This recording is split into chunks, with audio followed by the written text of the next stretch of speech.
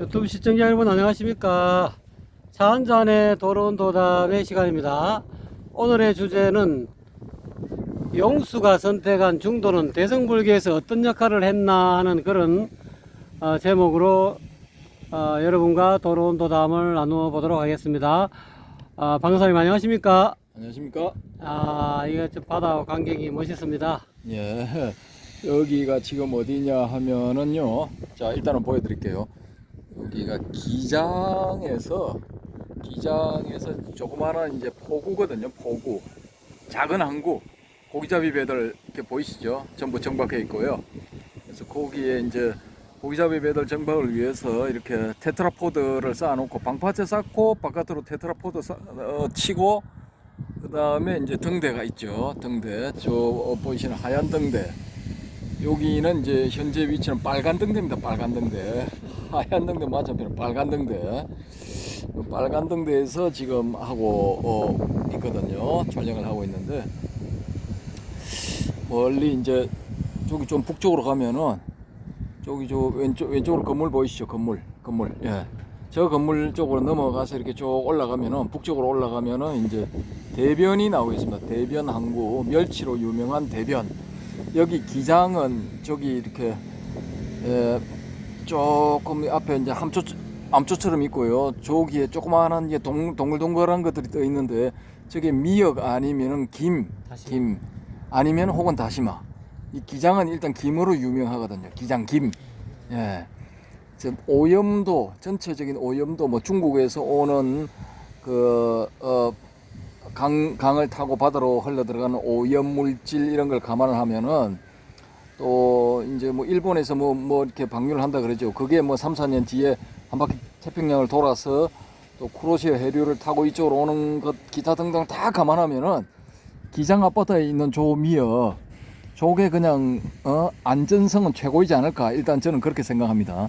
요 조금 더 올라가면은 이제 뭐 한 3, 40km 더 가면은 저게 나오거든요. 원자력 발전소. 근데 거기서 나오는 이 소위 말하는 오염수라고 할 수 있는 그런 물들은 그냥 저 쿠로시오 해류 타라 북쪽으로 다 가버려요. 이쪽으로는 안 내려옵니다.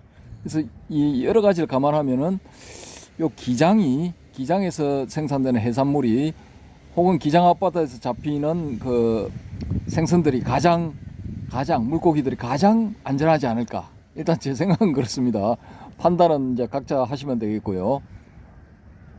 그래서 오늘의 이제 주제로 들어가겠습니다. 오늘의 주제는 이제 중도는 제가 봤을 때는 이제 초기 불교에도 많이 나오고 그런데, 일단 제 생각상으로는 이게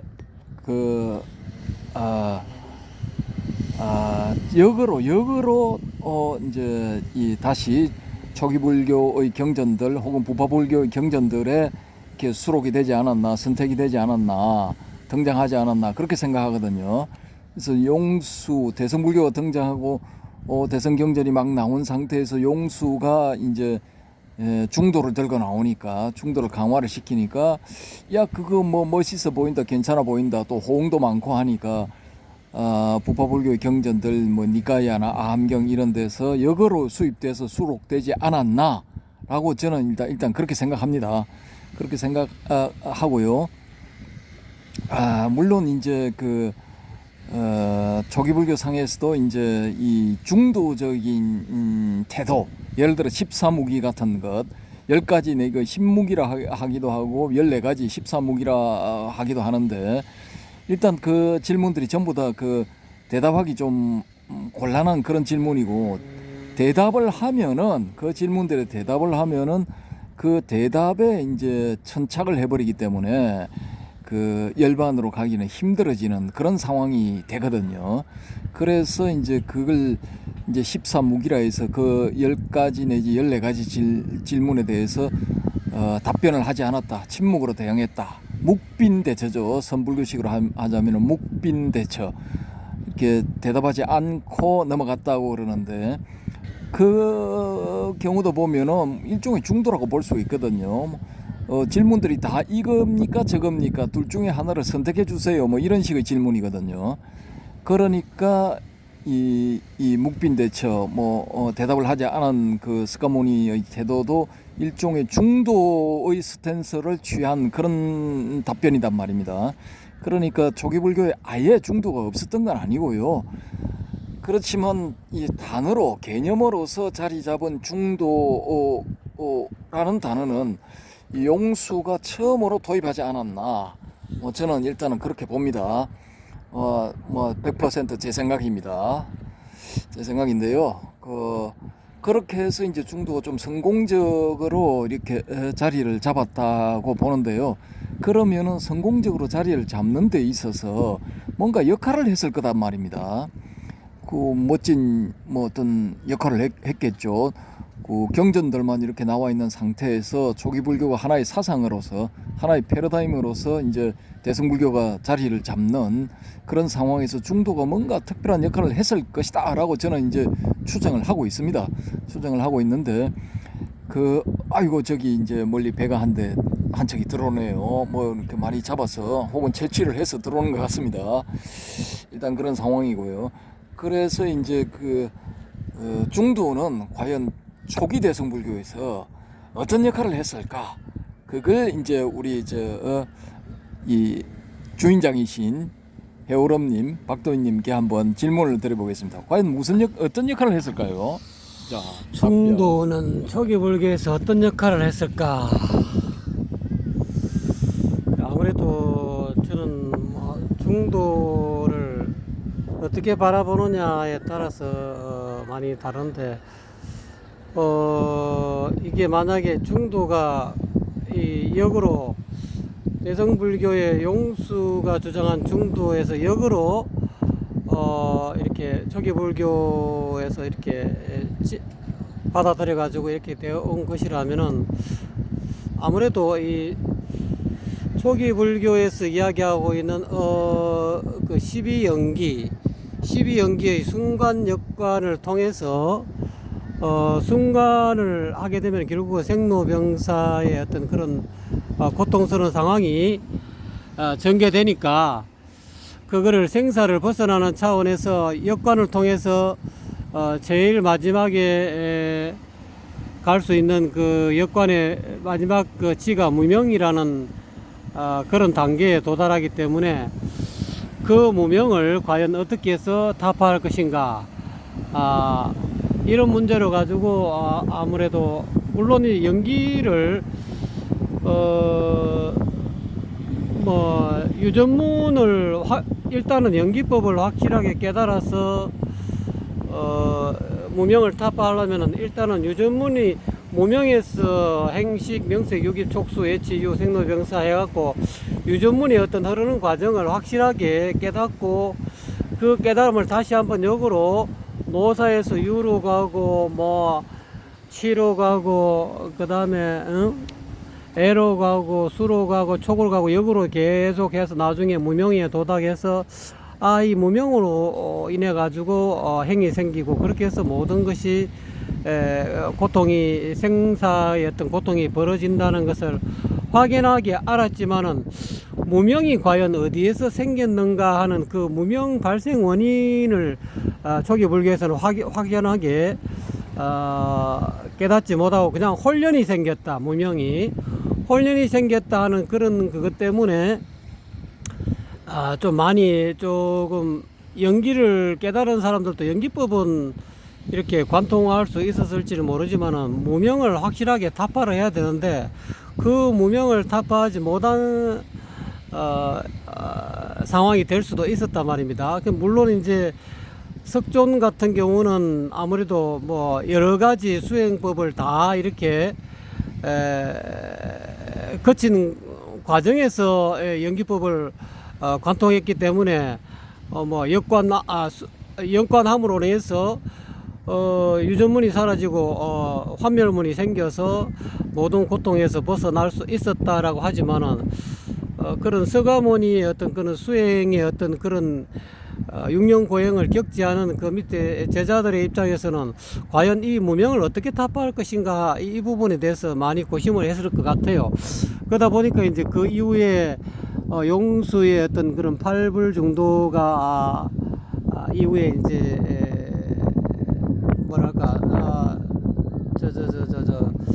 부파불교를 거쳐서 용수가 그렇게 주장함으로 인해서 이제까지 해결하지 어려웠던 그런 무명 타파의 문제가 용수가 팔불 중도를 끄집어내므로 인해서 이런 방식으로 인해서 무명을 타파하는구나라는 것을 사람들이 하나의 한 줄기의 빛을 봤다 해도 과언이 아닐 것 같습니다.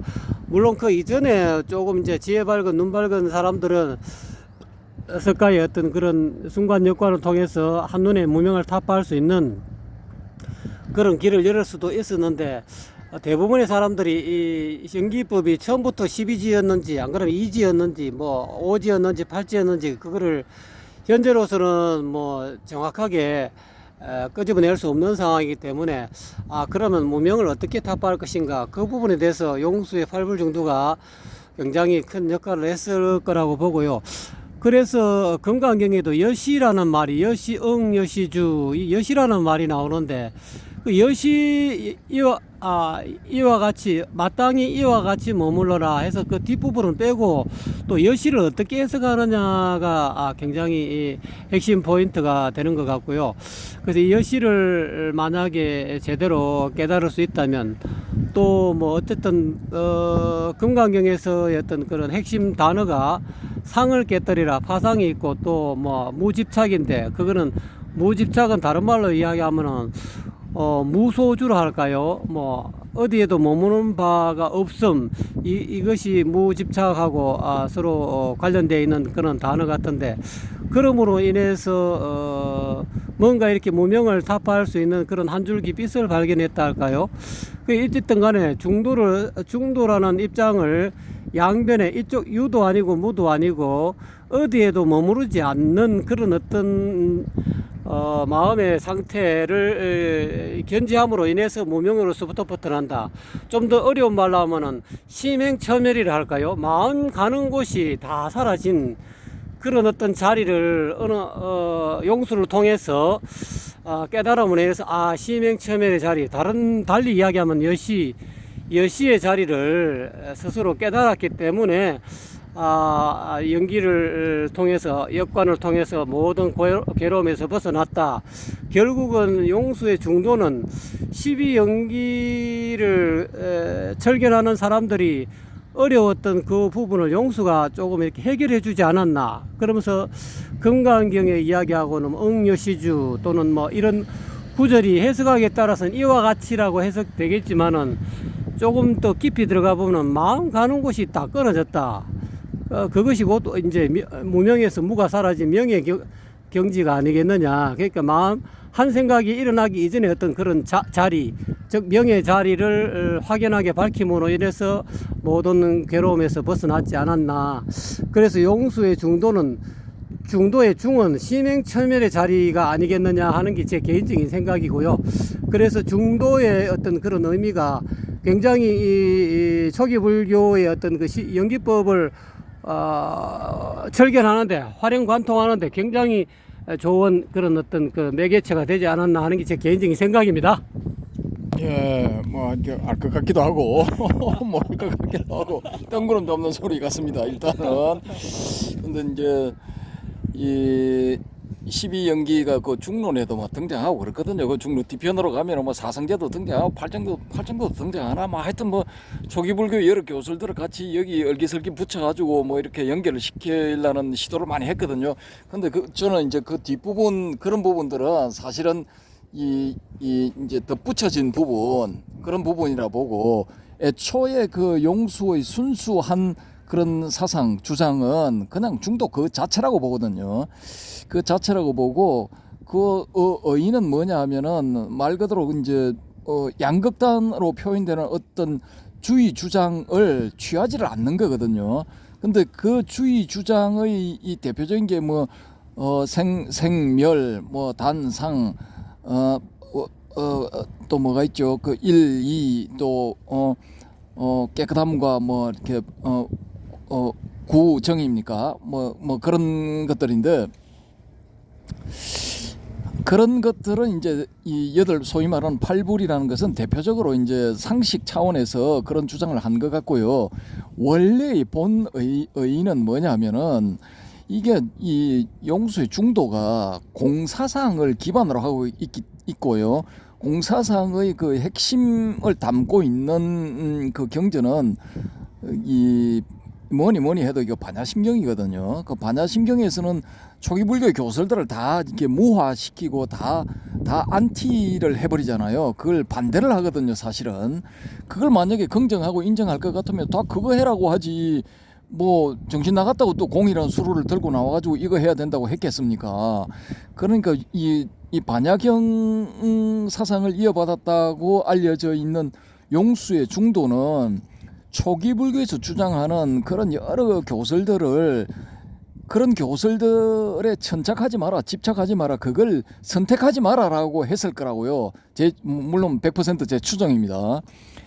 처음에 그 용수가 했을 때는 분명히 그런 주장을 했을 거라고 저는 봅니다. 그렇게 해야 이게 센세이셔널한 거고 일반 사람들이 들었을 때 이 무슨 개풀 뜯어먹는 소리야 혹은 확 깨는 소리네 뭐 이런 이야기들을 했을 가능성이 있단 말입니다. 그렇지를 않고 그냥 뭐 이것도 좋다 저것도 좋다 뭐 이런 식으로 했으면 그건 그 그대로 밋밋한 주장이지 상대방한테 뭐 어떤 그 각성을 주는 그런 주장이 아니라고요. 그건 그래서 용수의 중도가 그만큼 이렇게 사람들한테 충격을 줬다고 가정을 해보면은 틀림없이 그 초기 불교 혹은 부파 불교의 그런 그 개념어들을 중심으로 한 교설들을 선택하지 말아라고 했을 거라고요.